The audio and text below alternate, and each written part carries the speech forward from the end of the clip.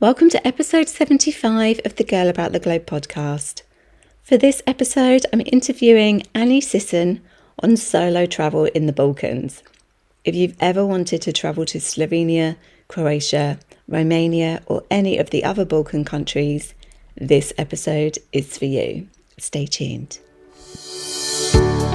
Welcome to Girl About the Globe, a podcast for you, the solo female traveller, empowering women to travel solo with maximum adventure, minimum impact. Welcome to another podcast episode for the solo female traveller. This week is a destination interview to inspire you to travel solo, and today I'm chatting to the lovely Annie Sisson. Annie is originally from Salt Lake City in Utah. She returned in 2008 after living in North Dakota, and she's lived there ever since. Today, Annie's going to give us an insight into visiting the Balkans as a solo traveller. First of all, hello, Annie, and thank you for joining me today.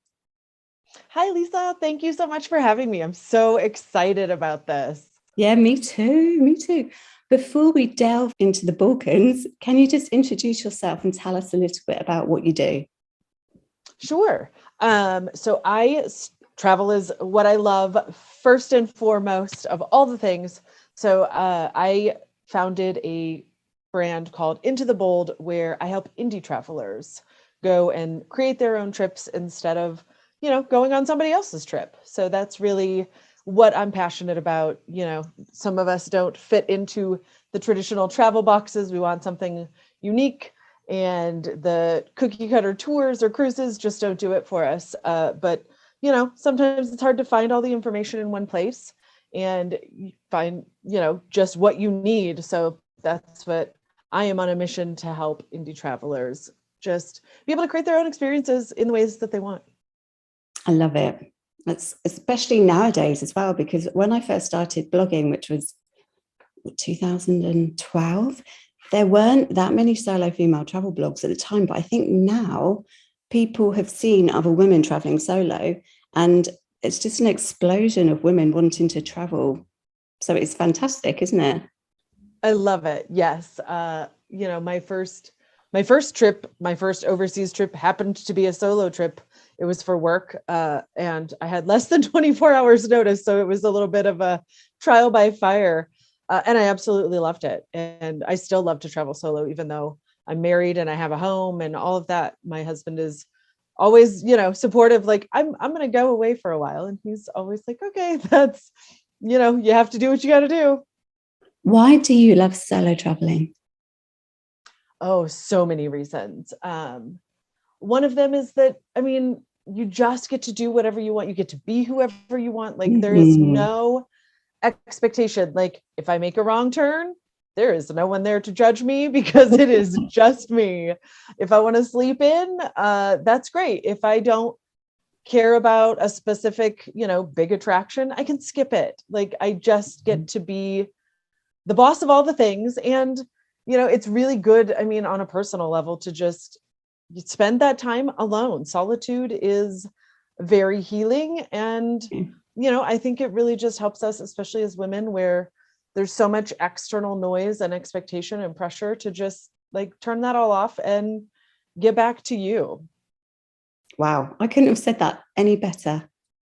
So why the Balkans? What drew you to the Balkans, and why are you so passionate about them? Oh my gosh. So in 2015, so I'd always had this vision, this dream of backpacking through Europe, right? Since I was a kid. And I've not had the chance to do the solo trip that I had kind of dreamed about in my mind yet.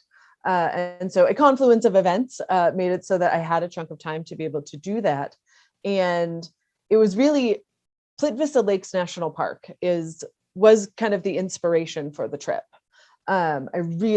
Just those cascading waterfalls and turquoise water. I was like, I have got to see this with my own two eyeballs. And so I planned a trip. The cheapest flights were in and out of Prague. And so I just booked tickets in and out of Prague. I found myself a rental car for 6 weeks and just packed up my tent and my camping gear and just said, okay, I'm going to go do this and drive around. But I had planned to head into the Balkans because I wanted to see Plitvice, and fell in love with it. Absolutely fell in love with it, and ended up going back like 2 months later. And I can't stop going back. What countries do you class as the Balkans? Because I was doing a bit of research before the interview, and they class Greece also as the Balkans, whereas I thought it was Croatia, Serbia, Bosnia, the former Yugoslavian countries. So is it all of those countries that you've been to? So the Balkans typically, like, I go with the Encyclopedia Britannica, definition, because I don't know, that's what my brain does. So the Balkans, typically Slovenia, yes, so like former Yugoslavia, and then also Albania, parts of Greece, but Greece is really kind of its own thing, right? Yeah. But they also include Kosovo, Bulgaria, and Romania. So it's that Balkan Peninsula, but Greece is its own thing, and just there's that little bit of Turkey, but Turkey for the most part is its own thing as well. Yeah, true. Did you meet many women traveling alone? That's so courageous, just going off and doing that and taking your tent, and you camped your way around the Balkans, basically. I did. I was on a very tight budget and I've done camping, like my husband and I had done that like in Iceland and the UK and, other parts of Europe. So I figured, this is a great way to save money. Definitely. Yeah. And I'm a nature lover, so I am totally down with that. So yeah, I actually met a few other solo women travelers, but not too many. One of them, I actually, when I was in Sarajevo, the hostel owner put her in my room. And so it was just the two of us in the dorm, and we became friends. We ended up road tripping from Sarajevo to Budapest together. And yeah, it was a lot of fun, but I did not meet a lot of other solo women travelers, just a few. And I got plenty of strange looks of like, I'm driving a car that has a Czech plate. I am in, Bosnia or Croatia or wherever. People are like, what's happening? And you're an American. I don't understand. It's all a bit too confusing for them. Yes, but it was fun. I traveled to some of those countries a few years ago. I'd say probably 7 or 8 years ago now.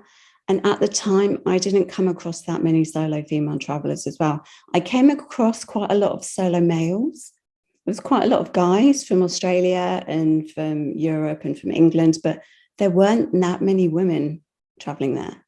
But I fell in love with the region as well. And in Albania, I actually did wild camping. I don't know if it's still the same, but you were able to just pitch a tent and just camp wherever you wanted. Yeah, that's still the case in a lot of the Balkan countries that, the campgrounds, there's plenty of them and they're very cheap anyway. So, I usually did that since they've got showers and all of that. But yeah, that's pretty standard, is you can just kind of show up and camp wherever, as long as you're not disturbing something. People don't really care that much. And did you find them quite easy to travel through?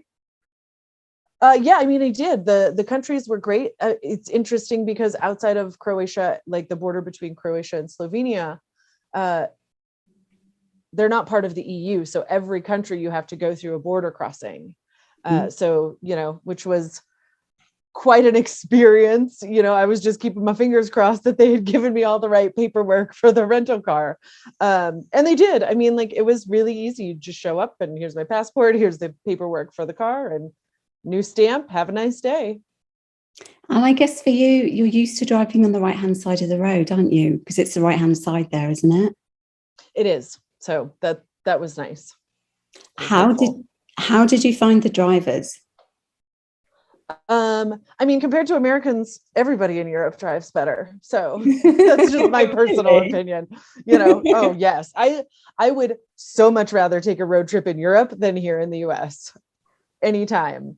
The Balkans, there's some interesting driving sometimes, like Albania, the rules are really more of suggestions. But it makes for entertainment. It was a lot of fun. And what was your favorite country? That's probably a difficult question. It is, but I think, thus far. I still have a couple that I have not been to yet. But I absolutely fell in love with Bosnia and Herzegovina. Like Sarajevo especially, like I keep going back. I mean, I've been four times now. I've spent a little more than 2 months there. Like I just can't get enough. That is one of the places that really touched me as a traveler, was Sarajevo, and you probably did it as well, doing the war tunnel tour and just learning all about the Bosnian War, which happened when I was a teenager. So I just found it a very moving city. It's one of those places that really touched me on my travels. Absolutely. I felt the same way. Like, I had only planned to spend a few days kind of on my way to who knows where else. But as life would have it, I left my bag of dirty laundry at the previous hostel. And long story short, I ended up in Sarajevo for a week. And yeah, absolutely fell in love with it. It's just such an incredible, there's all of these layers to it from, like the Ottomans, the old town is like, stepping back into what I imagine Istanbul was like, a few hundred years ago, like just very intimate. And, moving through Austro-Hungarian Empire and then Yugoslavia. And of course, the war in the 90s. I was a little kid. I remember, just flashes of images from my parents watching TV. And then to see what the city has become now, is just, I mean, it's incredible. Like if you want to have a perfect example of the resiliency of the human spirit and the human heart, I feel like Sarajevo just embodies that in so many ways.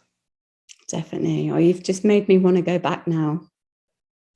Right? I mean, yeah, I want to go back tomorrow. I found Mostar. I don't know if that's how you pronounce it, but that's kind of similar when you were talking about the Turkish influence with the marketplace. That reminded me of like a mini, like a mini Istanbul market. It was quite similar. Yeah, Mostar was lovely. And I finally got to go to Istanbul just this last fall for the first time. Brilliant. Yeah. And it was so fascinating having spent this time in the Balkans, which, was part of the Ottoman Empire, hundreds of years ago. And so going to Istanbul, modern day Istanbul, it was really an interesting experience, having gotten to see a lot of that culture in, on a smaller scale in places like Sarajevo and Mostar. To just see that Turkish influence outside of a huge city was really fascinating. That's what I really love about travel, is that when you go to different countries, you start piecing the history together, don't you? And you start to see the influence in different regions. There is a lot to learn, isn't there, about the former Yugoslavian countries. Did you go to Kosovo? I have not yet been to Kosovo. That is one of the few Balkan countries that I have not been to, but right up there with North Macedonia. Those are like the next two I really want to visit. I wondered how easy they are for Americans to enter on a visa, because I know for British people they're quite easy, but I didn't know if you would have any. Yeah, I've talked to actually just a couple of weeks ago, another American woman who loves Kosovo the way that I love Sarajevo and continues to go back. So if you are going into Kosovo, my understanding is that's really not a problem. The only time I've heard that there is some maybe question, like it's harder to get in, is if you're going into Serbia from Kosovo, that there's at that border crossing that they might encounter some extra time or scrutiny. But my understanding is that going to Kosovo itself, especially if you're entering from, Albania or Montenegro, one of the neighboring countries that isn't Serbia, that it's really actually very easy. That's good to know. And are there any hidden gems? Was there anything that you came across that you weren't expecting? Oh, so many things. Like, I mean, part of it was like, I went to the region really not knowing what to expect or having a lot of, prior knowledge. My basic history knowledge from when I was a kid, but so there were a ton of surprises. I really didn't know what to expect. Slovenia was one that just totally blew me away. I had just planned to spend a couple of days on my way, as I was working my way south from Prague. I just thought, oh, okay, like I'll stop in Ljubljana. Obviously, I'm going to go see Lake Bled. That's cool. And then just move along. And I was like, oh, this place is awesome. I'm going to stay here for a while. So one of my favorites was, I was staying at the campground in Bled and had met another woman. I think she was actually British, and they had been traveling around, and she had told me about, it's called Lake Bohine, which is, it's like half an hour from Lake Bled and not hardly any people there. And it was just absolutely gorgeous. If there is a place where fairies live, if they are real, they live there. Really? Like it was totally, I was just blown away. It was absolutely stunning. That's so interesting, because I went to Slovenia. I don't normally do that much research before I go to countries. I just look at safety, first of all. And then I like to be surprised when I get there. I did not even know that was only half an hour from Lake Bled. And if I had have known, I would have gone there and I would have had the whole fairy experience as well. Yeah, I didn't know either. And so the next day, I spent one night at Bled and then I went up there and it was so gorgeous. I ended up spending a couple nights, hardly any, the only other tourists were, I think some from the Netherlands and Germany maybe, but the campground was not very full and I did not encounter a lot of other tourists, but it was just magic. So on that note, let's talk a little bit about safety. How did you feel being by yourself there, and especially camping? I have never felt unsafe in any of that part of the world at all. I haven't camped in all of it, but even the parts that I did, the campgrounds, one of the things I love about campgrounds in Europe versus the US is, they are just more it's secure. A lot of the campgrounds in the US, you're kind of out in the wilds. Good luck. There's not a lot of people around. Yeah. But so I've never felt unsafe. And it's interesting. A lot of people are super friendly when they see, a woman traveling alone. Like people would invite me to come over and hang out with them, after their dinner, and we'd sit and have drinks, or, like one of the campgrounds I stayed in, other campers, we'd kind of all just gather around the table at the end of the night and drink the plum brandy and have a great time. And, I've never felt unsafe traveling there by myself. And the vast majority of the time I've spent in the Balkans has been alone. Yeah, I had the same experience as well. And I think, before I went, I was a little bit intrepid, especially about going through Albania, because some of the things that I'd read about it, I know there is an area that was unlawful. I've forgotten the name of it now, but there is an area that you should avoid there. It's on the Albania destination guide, but I was a little bit kind of nervous about going through it. And for me, Albania was very rustic traveling. So it's the kind of place where you don't really know if the bus is going to turn up. And if it doesn't, the next one might be in 2 hours, it might not be. So that was the first experience I had of hitchhiking. And it was weirdly exhilarating in a way. In a way, I still felt in control, because the first person who came along was a man by himself. And I thought, there's no way I'm going to get in a car with him. And then the couple came along, and then it just felt like the right decision to do it, because I was waiting for a bus, and the owner of the hostel said, if the bus doesn't come, just hitchhike, because everybody hitchhikes here. And that was 7 or 8 years ago. And I was thinking, oh, no, I'd rather wait another 2 hours for the next bus.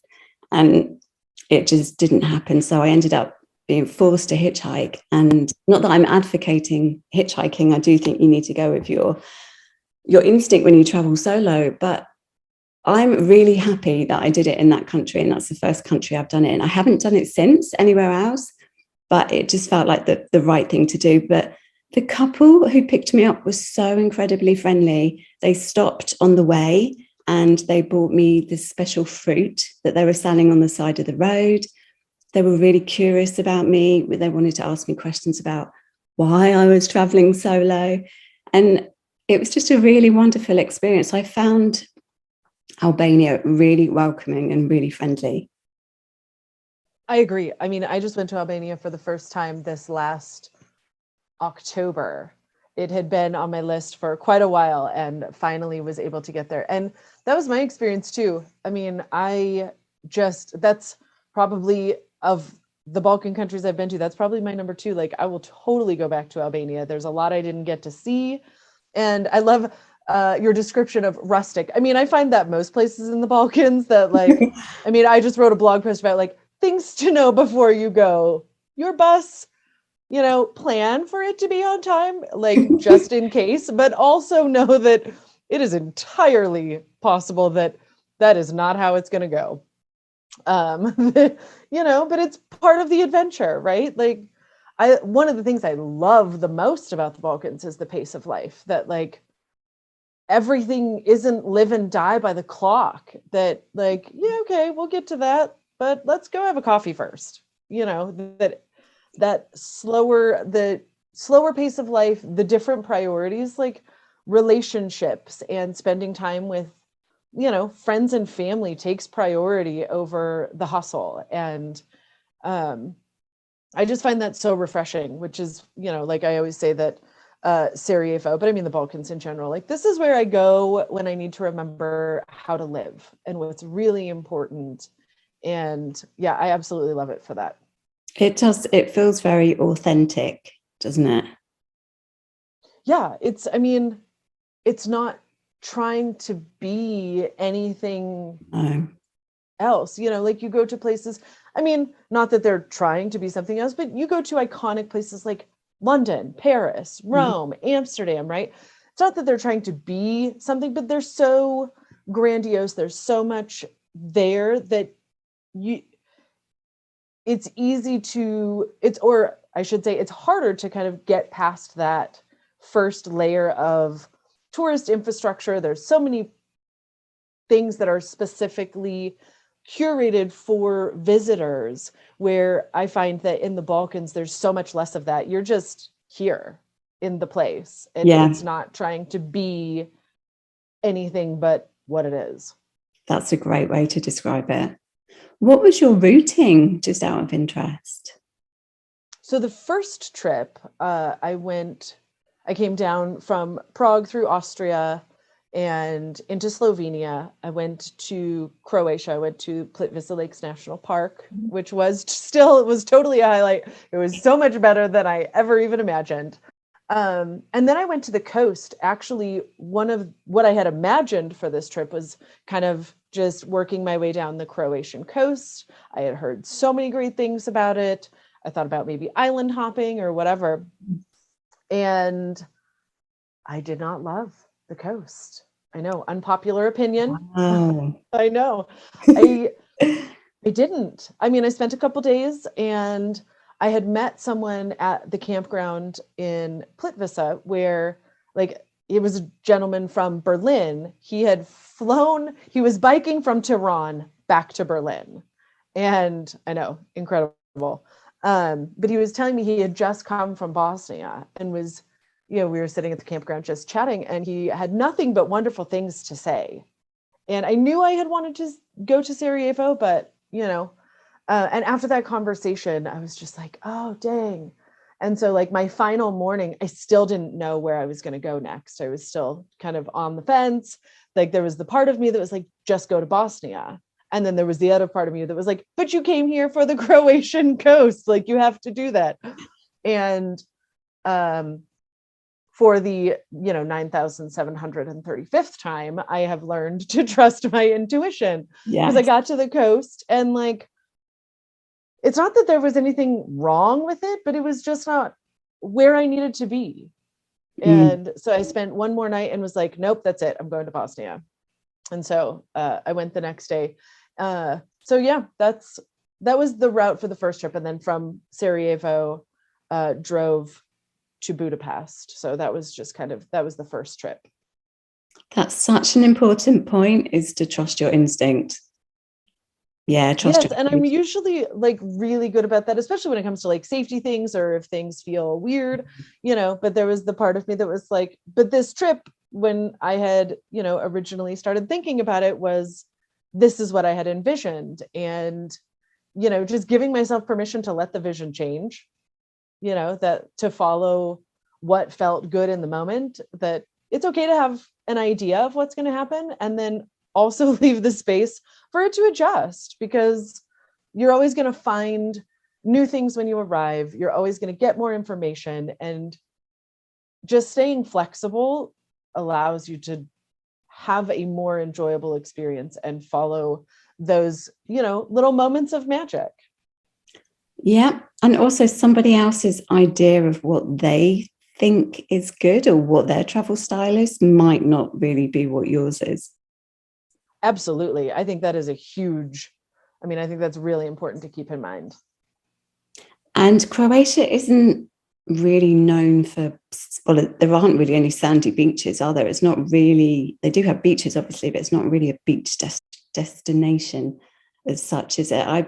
For me, I thought Croatia's got more of a cafe culture. You've got Dubrovnik, which has got the historic, the old town. And then it's also all about sailing around the islands and seeing the coastline rather than lying on a sandy beach for a 2-week holiday. It's not really that kind of place, is it?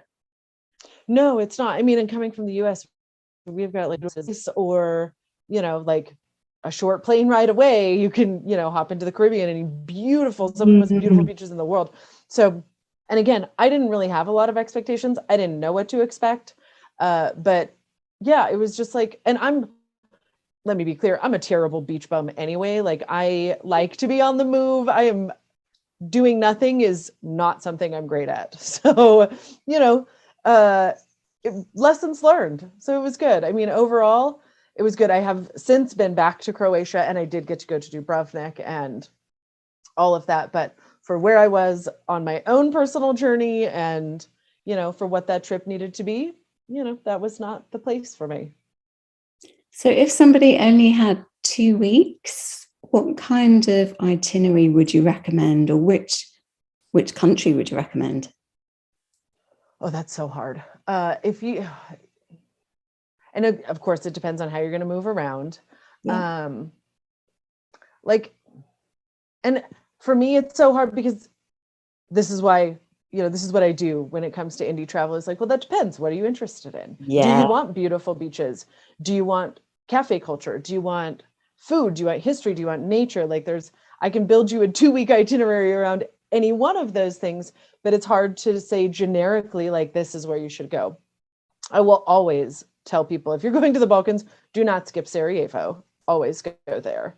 For beautiful nature, Slovenia and Romania are incredible. Montenegro too. Like, gosh, that country is so pretty. I mean, Albania, everywhere is so gorgeous. It's like, it's impossible. Hard. Yeah, it's really hard to pick, isn't it? It really is. I think Slovenia also is ideal for someone who doesn't have that much time, because you can get from anywhere in the country in under 2 hours, really, can't you? It's kind of quite small and compact and so safe and easy to get around. If you're not driving a car as well, the bus system is meant to be quite good there. Yes, that's a great one for, if you have a short amount of time and you want to just kind of see, a really beautiful country and get a taste of the culture. I mean, I feel like Romania is a lot of the same, especially if, you're interested in Transylvania, like that's a well-connected area.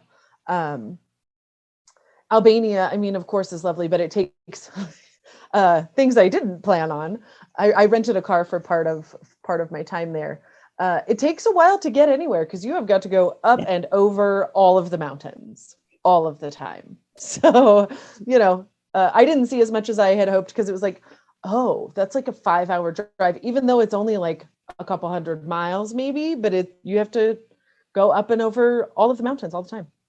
Yeah, I took the bus in Albania, and an older couple got on the bus, and I got up and let them sit in my seat, thinking the destination was coming up quite soon because of the distance. I was stood up for 3 hours. Yeah. No, it just takes ages. Yeah. Yes. I was driving from Vlora to Saranda. I think And that's where I went. Yeah. Yeah. And I had just like, Google mapped it. I didn't pay close attention. I was like, oh, okay, that looks reasonable. That's fine. It looked like this kind of lovely little drive along the coast. Like that's what I would be doing. No. Instead, I went through the Logara Pass, hairpin turns up and over the mountains. Like, it was fun. I mean, thankfully I'm used to driving in the mountains. I live in, a mountainous state here. Otherwise it may have been a little scary, but I mean, it was not at all what I was expecting. And you mentioned Romania before, because we haven't really covered that much about Romania. What were your highlights in Romania? One of the things when I went, Romania is actually a country, I went with my husband, and he is a super history lover. So he wanted to see all the history things. For me, I had seen on Instagram, like a zillion years ago, National Geographic had done this photo essay about the Danube Delta.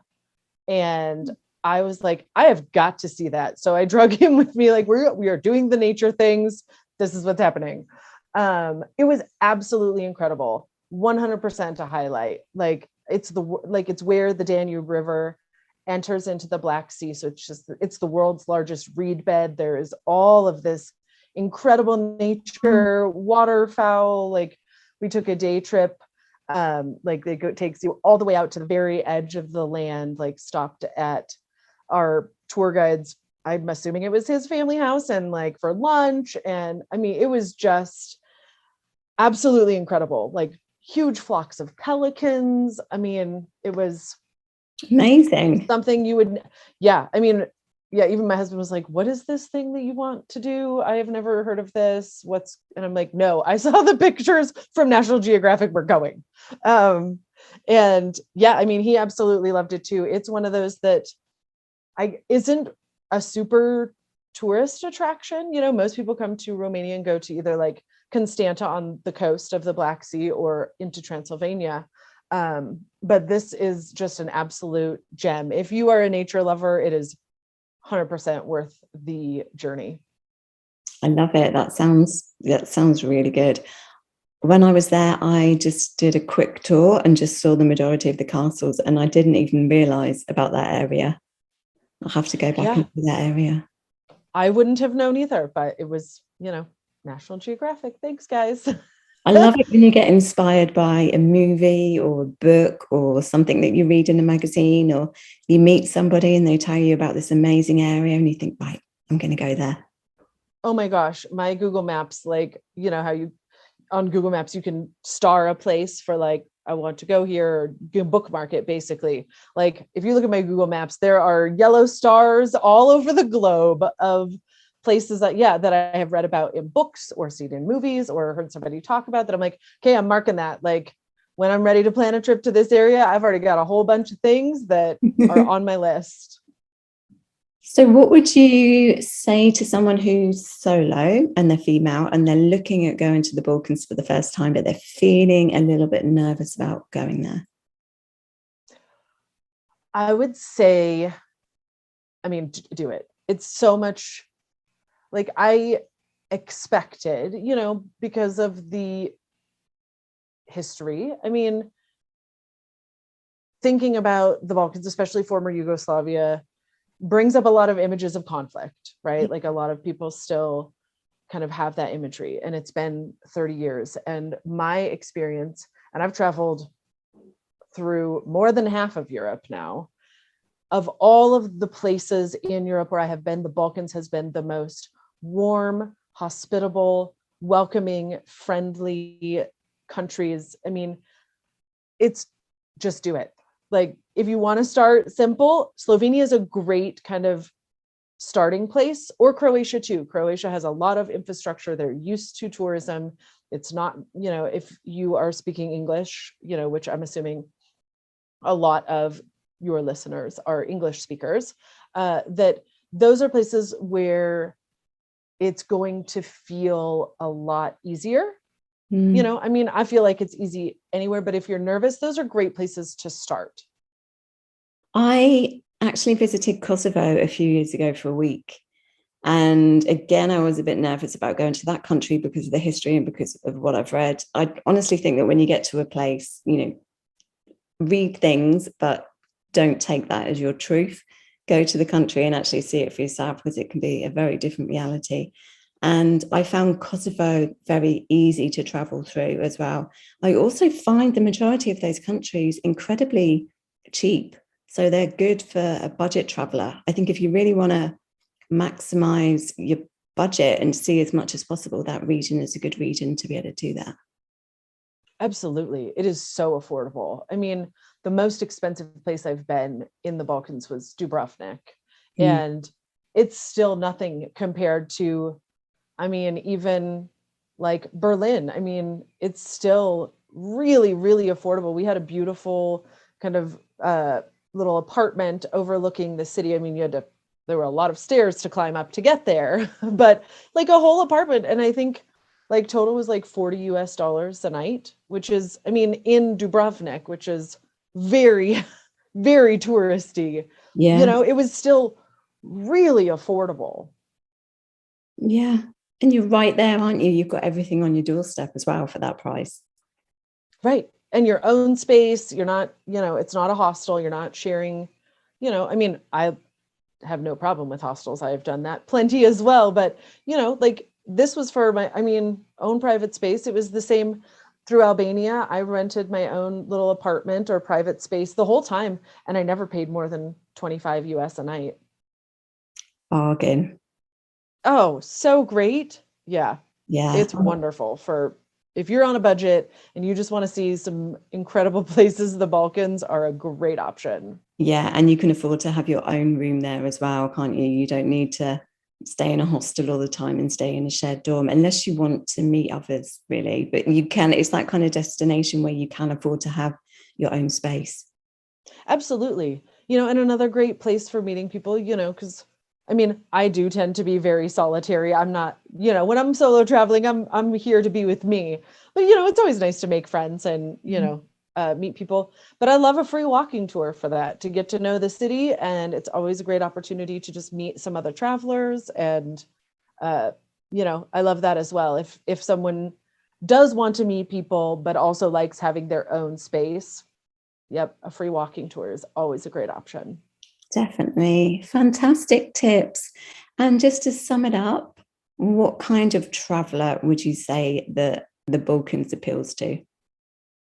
The Balkans is definitely for indie travelers. Like, this is probably part of why I love it so much. This is for the people who want something different. You don't want the generic, you know, multi-day group tour. You don't want to just sit on a cruise ship or check off a list of attractions. This is for people who really want a unique experience, want to immerse themselves in a culture, and get to know a place on a totally different level.